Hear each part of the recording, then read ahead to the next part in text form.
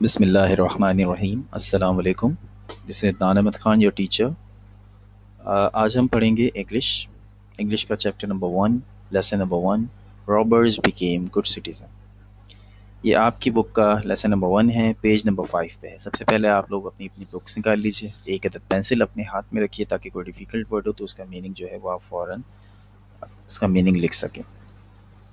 تو سب سے پہلے آپ نے کتاب کو کھولنا ہے، پیج نمبر 5 نکالنا ہے. ایک اسٹوری ہے، اسٹوری کا نام ہے رابرز بیکیم گڈ سٹیزن. یہ جو اسٹوری ہے یہ اسلام کے بہت ہی نیک بزرگ، ہمارے بزرگان دین میں سے ہیں، اور جنہیں پیران پیر بھی کہا جاتا ہے، حضرت شیخ عبد القادر جیلانی رحمۃ اللہ علیہ کی ایک اسٹوری ہے جو آپ کی اس بک میں پہلے چیپٹر میں موجود ہے.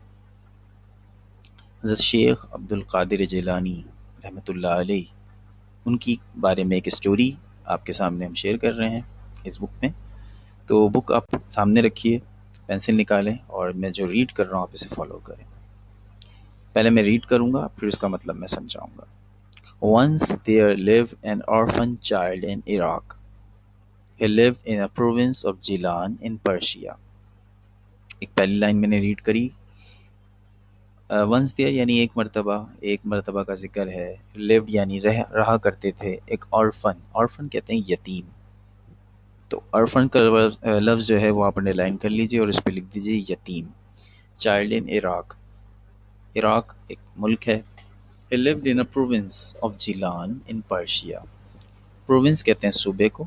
صوبہ جیلان میں رہا کرتے تھے. اب جیسے ان کے نام کے آگے لگا ہوا ہے حضرت شیخ عبد القادر جیلانی. جیلانی اس لیے کیونکہ جیلان اس جگہ کا نام ہے، اسے جیلان سے Jilani.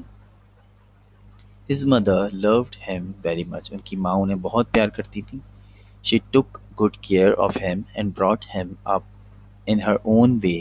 She always taught him the lesson of honesty and truthfulness and nourished him by lawful earning. ان کی والدہ انہیں بہت پیار کرتی تھی. She took good care، ان کی اچھی پرواہ کرتی تھی، ان کی اچھی دیکھ بھال کرتی تھی اور انہیں بہت ہی پیار سے پالا انہوں نے. She always taught یعنی انہیں سکھایا. ٹاٹ کی آپ لکھ لیجیے انڈر لائن کر کے TAUGHT. ٹاٹ کا مطلب ہے سکھایا.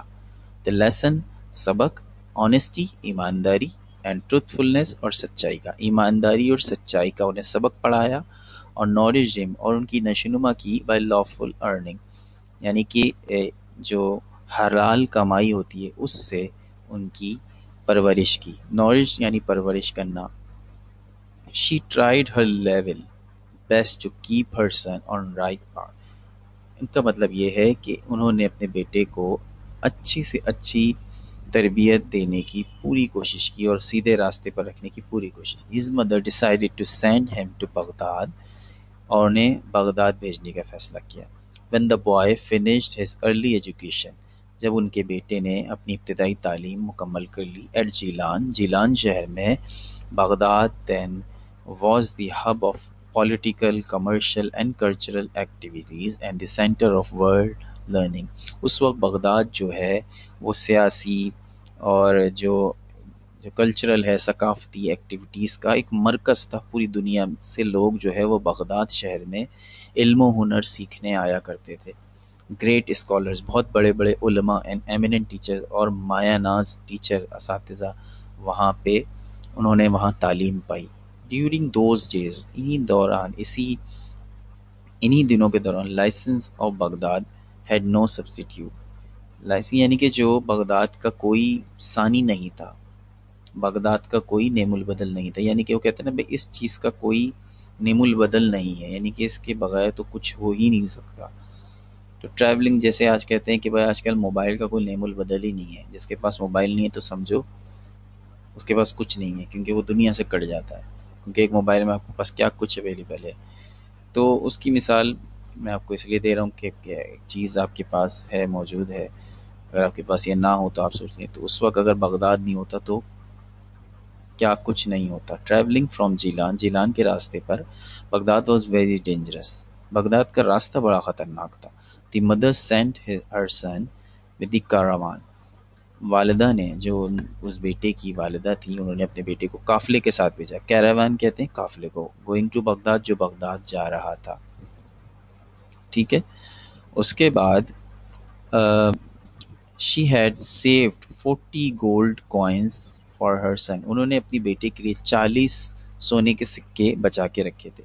شی saved these coins into the lining of his coat for safe keeping. انہوں نے اپنے بیٹے کے لیے 40 سونے کے سکے جو ہے وہ بچا کے رکھے ہوئے تھے جو انہوں نے ان کے کرتے میں ان کے کوٹ میں جو وہ پہنے ہوئے تھے جو کپڑے وہ پہنے ہوئے تھے اس میں سی دیے تھے, سوئی دھاگے سے اسے پرو دیے تھے سونے کے سکے, 40 سونے کے سکے.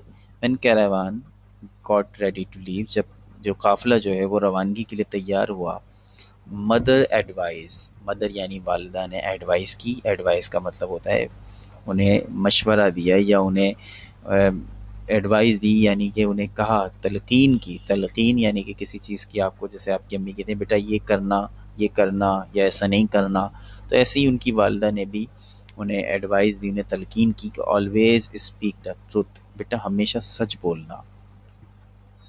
while going to Baghdad the caravan جب بغداد کے راستے پہ تھے تو کاروان جو ہے وہ قافلہ جو ہے وہ assaulted by a gang of robbers. اس قافلے کو ڈاکوؤں نے جو ہے وہ لوٹنا شروع کر دیا. as the gangsters begun to take out all the treasure from the travelers.